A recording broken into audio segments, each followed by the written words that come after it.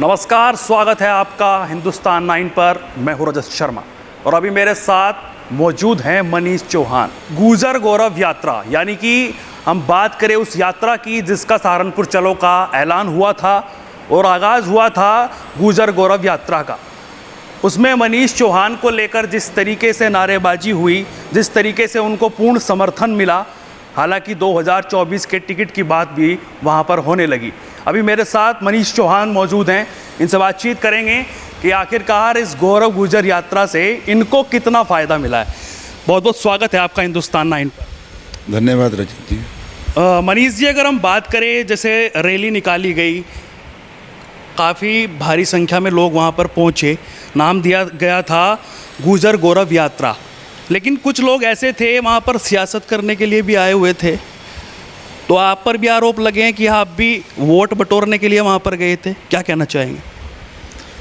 देखिए रजत जी, मैं आपको बताना चाहता हूँ, ये थी गुजर गौरव यात्रा, कोई राजनीतिक यात्रा नहीं थी। इसका नाम ही ये रखा गया था कि गुजरों का अस्तित्व बचे, गुजरों का सम्मान बचे। काफ़ी समय से समाज अपने आप को अपमानित महसूस कर रहा है। बहुत लोगों से हमारी बात होती है, करीब करीब अगर हम बात करें पश्चिम उत्तर प्रदेश में जितने भी तमाम हमारे गुजरों के इलाके हैं, सभी में कहीं ना कहीं गुजर अपने आप को बहुत ठगा हुआ महसूस कर रहा है। उनको लग रहा था ये जो कल की भीड़ थी, ये किसी के द्वारा बुलाई गई भीड़ नहीं थी। ये गुजर खुद परेशान होकर कहीं ना कहीं अपनी शर्मिंदगी महसूस कर अपने आप को अपमानित महसूस कर वो पूरे जोश के साथ वहाँ पर उतरा। और रही बात राजनीतिक स्वार्थ की, तो मैं आपको बताना चाहता हूँ, मेरे पास जब वो लोग इकट्ठा होकर आए, सहारनपुर से बहुत से युवा साथी, बहुत हमारे बड़े बुज़ुर्गों ने जब बात की, तो मुझे लगा कि समाज कहीं ना कहीं अपने आप को असहाय महसूस कर रहा है। कहीं ना कहीं समाज के अंदर उनको ज़रूरत है कि कोई ना कोई, क्योंकि यात्रा बहुत बड़ी होनी थी, ये पहले दिन से तय हो गया था, लेकिन उनको डर था, हमारे समाज के जो कुछ बड़े ज़िम्मेवार बुज़ुर्ग लोग हैं, उनको था कि कहीं कोई घटना ना घटे, तो कोई नेतृत्व इसका होना चाहिए। तो मैं तो ये कहना चाहूँगा, जैसे आपने एक बहुत छोटी बात की है अभी, मैं माफ़ी चाहूँगा आपको ये कहते हुए कि वोट बटोरना, वहाँ से वोट का कोई मतलब नहीं था। वो एक बहुत अलग किस्म का जुनून था। और रही बात वोट की, मेरा राजनीतिक क्षेत्र अलग है, हमारा शामली विधानसभा पड़ती है, शामली ज़िला हम लोगों का है, लेकिन सहारनपुर वाले हमें प्यार बहुत करते हैं। मेरे पिताजी को बड़ा सम्मान उनका है सहारनपुर में। जितना मैं समझता हूँ, हमने जो देखा है कि शामली के कंपैरेटिवली अगर हम बात करें तो सहारनपुर में एक अलग ही सम्मान है, एक अलग लेवल का। विधानसभा की आपने बात की, चलो विधानसभा में मानता हूँ अलग है, लेकिन लोकसभा वही लगती है। कैराना से अगर लेकर हम बातचीत करें, कैराना लोकसभा की, कहीं ना कहीं ये बातचीत हो रही थी कि भाई 3 ऐसे बड़े नेता उस क्षेत्र के, जैसे प्रदीप चौधरी हो गए, उधर नकुड़ से विधायक मुकेश चौधरी हो गए, कीरत सिंह हो गए गंगो से विधायक, तीनों भारतीय जनता पार्टी के, तीनों भारतीय जनता पार्टी से जुड़े हुए वो विधायक और सांसद हैं। कहीं ना कहीं ये बात निकल कर सामने आई कि ऐसा क्या था जो वो गौरव गुजर यात्रा जो निकाली गई गुजरों के लिए, उसमें शामिल नहीं हो पाए, और मनीष चौहान ने बढ़ चढ़ कर हिस्सा लिया, हालांकि वो भी भारतीय जनता पार्टी से ही हैं। तो वो चीज़ें समझ में नहीं आ रही है लोगों के, वो सवाल खड़े कर रहे हैं कि ऐसा क्या है कि मनीष चौहान जी तो आ गए और उन पर क्या दबाव ऐसा था। खैर, उनसे भी बातचीत करेंगे, लेकिन आपको क्या लगता है क्यों ऐसा हुआ? देखिए, वो शामिल क्यों नहीं हुए उसका जवाब तो वही बेहतर दे पाएंगे। मैं शामिल हुआ अपने समाज का अस्तित्व बचाने के लिए। समाज को ज़रूरत थी। देखिए, जब समाज ही नहीं बचेगा तो हम लोग नेतागिरी क्या करेंगे? अगर समाज अपमानित होगा तो उसके बाद फिर हमारे पास भी कुछ नहीं बचता, कोई वजूद नहीं है हम लोगों का। क्योंकि ये एक बड़ी कड़वी सी बात है, लेकिन सच्ची बात है कि हिंदुस्तान की राजनीति में सभी समाज का बड़ा महत्व है अपने का। और नेता से अलग, बिजनेसमैन, व्यापारी, हर चीज़ से अलग हटके हम लोग समाज का हिस्सा हैं। और हम लोगों को एक बात दिमाग में रखनी चाहिए कि समाज को बनाने वाले हम नहीं हैं, समाज हमें बनाने वाला है। अब मैं बहुत स्पष्ट हूँ पहले दिन से। मनीष जी, अगर मैं बात करूँ, क्योंकि वो भी भारतीय जनता पार्टी में है, आपकी भी भारतीय जनता पार्टी है, कहीं मीटिंग हुई पहले, जैसे गुजर समाज के लोगों ने जगह जगह पर मीटिंग की इस यात्रा को लेकर, क्योंकि परमिशन भी नहीं मिल पाई थी, धारा 144 और लगा दी गई थी, यानी कि पूरी तैयारी थी कि कोई भी दंगा फसाद ना हो, 2 गुटों में कहीं ना कहीं भिड़ंत ना हो जाए, इस वजह से ये पूरा तरीके से वहाँ पर व्यवस्था को बनाया गया था। तो आपकी बात नहीं हुई या फिर आपके ऊपर प्रेशर नहीं था, या आप पार्टी से बढ़ के वहाँ पर अगर बात करें जिस तरीके से बात चल रही है कि भाई उन पे तो दबाव बना दिया गया था कि आप नहीं जाओगे, भारतीय जनता पार्टी से है, क्या पार्टी से ऐसा कुछ आया आपके पास भी कि भाई मत जाओ वहाँ पे? देखिए, मैं आपको बताना चाहता हूँ, जी। पहली बात तो जैसे आपने दोनों गुटों की बात की, हमारा वहाँ जाने का मकसद ही यही था। ये दो गुट खाम खा कुछ चंद लोगों ने बना दिए हैं, गुजर और राजपूत अलग नहीं है, ये एक ही परिवार है। और मैं तो कहा, मैंने कल भी बोला, परसों भी बोला, गुजर हो, राजपूत हो, हमारे जाट भाई हो, ये सब क्षत्रिय कौम है। इन्होंने लड़ाइयाँ लड़ी हैं, देश के लिए लड़ी हैं, इतिहास को बचाने के लिए लड़ी हैं। लेकिन कुछ चंद लोगों ने कुछ एक ऐसी कुछ वीडियोस डली हैं, कुछ गलत हुआ, जिससे कहीं ना कहीं समाज में आक्रोश आया। खैर, मैं उसकी गहराई में नहीं जाना चाहूँगा, लेकिन मैं इतना कहना चाहता हूँ कि हम लोग वहाँ गए थे। मैं अपना पर्सनली बताता हूँ, मैंने बहुत सोचा, मैंने सोच समझ के मैंने अपने जीवन का बहुत बड़ा रिस्क लिया। रिस्क किसको मानते हैं, क्यों रिस्क इस चीज़ को मानते हैं कि एक बहुत बड़ी जिम्मेवारी उठाना, इतने बड़े आप जन सैलाब की जिम्मेवारी उठाएंगे, अगर कल कोई मिसहैपनिंग हो जाती तो आप क्या समझते हैं कि मैं अपने आप को कहीं स्टैंड करा पाता? कहीं एक बहुत बड़ी जिम्मेवारी समाज के भरोसे ली। लेकिन मैंने जिस दिन मैं वहाँ गया तो हमने सभी लोगों को 3 दिन एक ही काम किया है कि कोई छुटपुट घटना तक भी नहीं होनी चाहिए। रही बात दोनों समुदाय का टकराव, ये तो आप भूल जाइए कि इस तरह का टकराव कोई होगा कभी, ये भविष्य में भी नहीं होगा। ये एक बार हम लोग प्रयास करेंगे कि ये सब चीज़ें ना हो। लेकिन हमारा जो कहीं ना कहीं मनीष जी आपकी वहाँ पर मुख्य भूमिका देखने को मिल रही थी, क्योंकि ज़ोर शोर के साथ में आपको उठाकर लाया गया। तब हम कह रहे थे कि आपका इंटरव्यू हो जाए, लेकिन इतना जन सैलाब था कि हम नहीं कर पाए, इसीलिए हमें आज आना पड़ा आपके पास। तो क्या लग रहा था मनीष जी, आप मुख्य भूमिका में वहाँ पर नज़र आ रहे थे और पूरा समर्थन आपको मिल रहा था। कहीं ना कहीं जब हमने लोगों से बातचीत की तो बात यही निकल कर सामने आ रही थी कि भाई मनीष चौहान के तो हम साथ हैं, इनको 2024 में टिकट होना चाहिए लोकसभा में। क्या आपको भी लग रहा है टिकट को लेकर कुछ ऐसा हो सकता है, या फिर पूरी तरीके से तैयारी जो थी वो 2024 को लेकर ही थी? देखिए, जब मैं वहाँ गया मेरे जहन में सिर्फ़ और सिर्फ एक था कि कोई वहाँ पर झगड़ा नहीं होना चाहिए और समाज की इज्जत बचनी चाहिए। मैंने निरंतर पहले दिन प्रशासनिक अधिकारियों से वार्ता करके, देखो मैं कोई विधायक, सांसद या कोई जनप्रतिनिधि तो नहीं हूँ, मेरे ऊपर जिम्मेवारी है समाज की। एक समाज का हिस्सा होने के नाते, क्योंकि पिछले 20-25 सालों से मैं भी लगातार इसी में एक्टिव हूँ, समाज के काम करते हैं। पूर्व में जिला पंचायत अध्यक्ष रहा हूँ, एमएलए का चुनाव लड़ा हूँ। लेकिन मेरी करीब क्योंकि मेरे पिताजी एमएलसी वीरेंद्र सिंह जी, समाज जब उनको इतना सम्मान देता है, समाज के लोग उनसे भी वार्ता कर रहे थे। वो लखनऊ में निरंतर उन्होंने भी कोशिश की, जो भी प्रयास वो जैसे गाइडलाइन देते रहे कि भाई इस तरह कोई झगड़ा ना बने, कोई व्यवस्था ख़राब ना हो। रही बात, जैसे आपने भी सवाल किया था पार्टी के लिए, मैं नहीं समझता कि पार्टी का कोई दबाव था। मेरे पास पार्टी से कोई फ़ोन नहीं आया, बल्कि मैंने खुद पार्टी में, संगठन में सभी लोगों से बात की।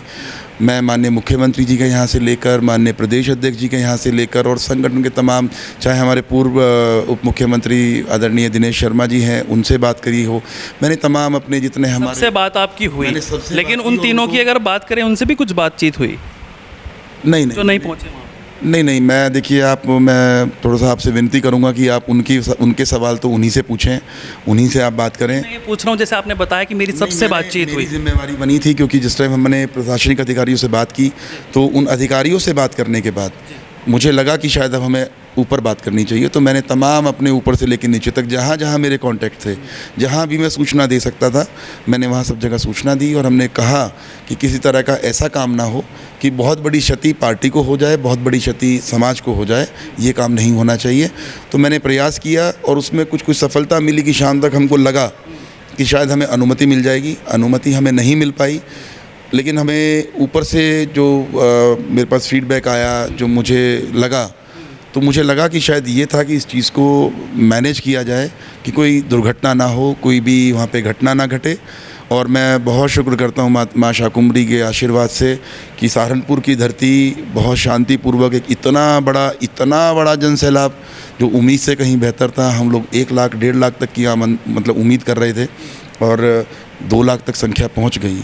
इतनी भारी तादाद में लोग पहुँचे और बड़ी शांति प्रिय ढंग से। देखिए, आप देखिए 10,000 आदमी कहीं इकट्ठे हो जाएं, संभालने भारी हो जाते हैं, लेकिन 2 लाख की संख्या के आदमी व्यक्ति और जन सैलाब जो निकल रहा था वो बड़ी शांति प्रिय ढंग से, ट्रैफिक भी वहाँ चला, महिलाएं भी गई, लेकिन कोई एक व्यक्ति खड़ा होकर ये नहीं कह सकता कि कोई बदतमीज़ी इस यात्रा में हुई हो। जिस तरह सम्राट मिहिर भोज का सम्मान होना चाहिए था, वो सम्मान कल लोगों ने वहाँ पर बड़े शांतिपूर्वक ढंग से मार्च निकाल के किया है। मनीष जी, कहीं ना कहीं अगर रोड मैप की बात कर ले तो रोड मैप जो था वो फनपुरी से लेके सहारनपुर तक का बनाया गया था पहले, फिर बैरिगेट लगा दिए गए, धारा 144 लगा दी गई। बैरिगेट जो लगाए गए थे वो क्रॉस नहीं करने दिए गए क्योंकि यात्रा आपकी इधर को जानी थी। फिर ऐसा तो नहीं कि यात्रा को वापस कर दिया कि घूम के फिर यहीं पे आ जाओ, और ऐसा ही हुआ, फिर घूम के आए और वहाँ पर यात्रा का समापन हो गया। नहीं, ऐसा कुछ नहीं है। यात्रा संभावित यही थी, यात्रा को नकुड़ होते हुए वापस फनपुरी आना था, नकुड़ अंगबेटा होते हुए, और उसी से वो रूट से गई है। हम लोगों ने बीच में प्रयास किया, हमने प्रशासनिक अधिकारियों को एक सुझाव भी दिया था कि आप यात्रा को रहने दें, आप एक सभा की अनुमति सबको दे दें। बहुत शांतिप्रिय ढंग से गुर्जर समाज के लोग आएंगे और वो वहाँ सभा करके, बेसिकली ये यात्रा जो निकली है ये यात्रा नहीं थी, ये समाज की कुछ बुराइयों को दूर करने के लिए, कुछ अच्छाइयों को अपनाने के लिए एक आयोजन था कि हम लोग इकट्ठा हों, अपने समाज पे विचार विमर्श करें और उन चीज़ों को हम अपने ऊपर लागू करें, कुछ अच्छाइयाँ लेकर आएँ, शिक्षा, बेटियों को पढ़ाने की बात करें, नौजवानों को हम आगे नौकरी की तरफ वो बढ़ें।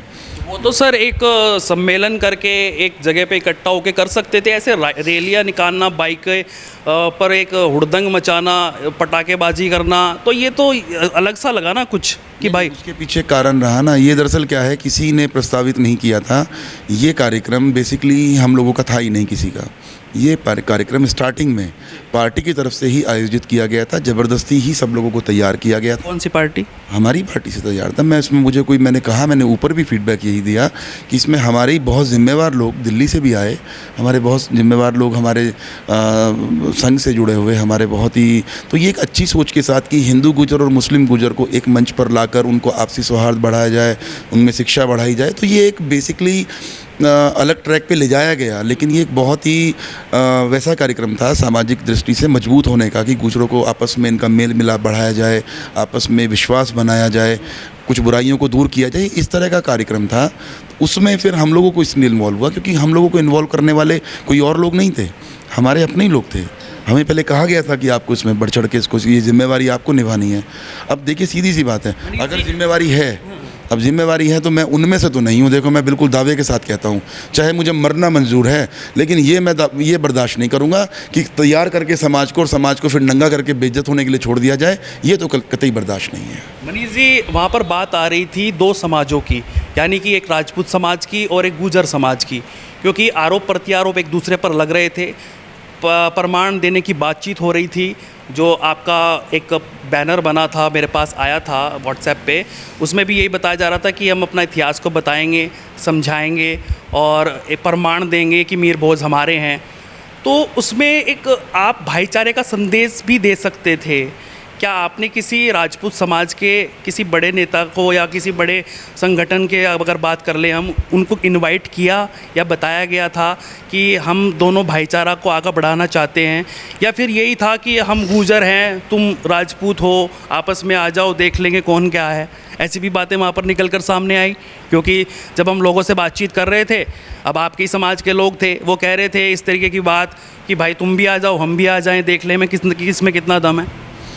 देखिए, ये चार पांच उधर हैं, 4-5 इधर हैं जो इस तरह की बात करते हैं। समाज का कोई व्यक्ति ये नहीं चाहता है लड़ाई हो।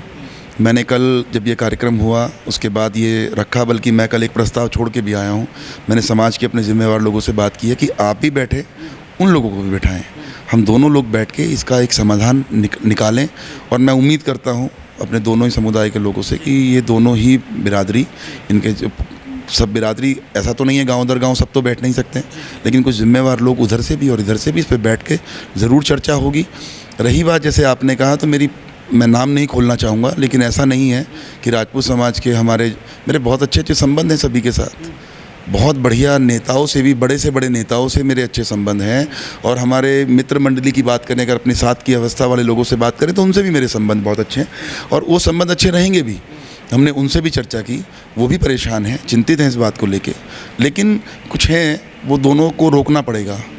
हमारी बिरादरी को भी और राजपूत समाज को भी इनको रोकना पड़ेगा ऐसे लोगों से, ऐसी ताकतों से बचने के लिए। कहीं ना कहीं आपको लग रहा है कि कोई फूट डाल रहा है, जो पहले नीति अपनाई जाती थी फूट डालो राज करो, कहीं ना कहीं अब वो अप्लाई होती नज़र आ रही है? देखो, कल मैं नाम नहीं खोलूँगा, कल एक बहुत बड़े नेता का मेरे पास कल फ़ोन आया था और इसी बीच मेरी उनसे चर्चा हुई इसी पे, दिल्ली से हमारे बहुत वरिष्ठ नेता हैं, मेरे बड़े हैं, वो भी इस बात को लेकर चिंतित थे और कहीं ना कहीं उन्होंने मुझे कहा, ये डिस्कशन हमारा हुआ कि कुछ ना कुछ तो है, कुछ है बीच में जो कहीं ना कहीं गड़बड़ करने चाहते हैं कुछ, लेकिन ऐसी ताकतों से हम लोगों को अपने समाज को, अपने क्षेत्र को, अपने आसपास के इलाके को बचाना है और हम प्रयास करेंगे। अभी हमारा जो अगला प्रयास है वो यही रहेगा कि हम इसको बचाने में कामयाब हों और इस तरह की चीज़ें इनको ख़त्म करने का काम करें।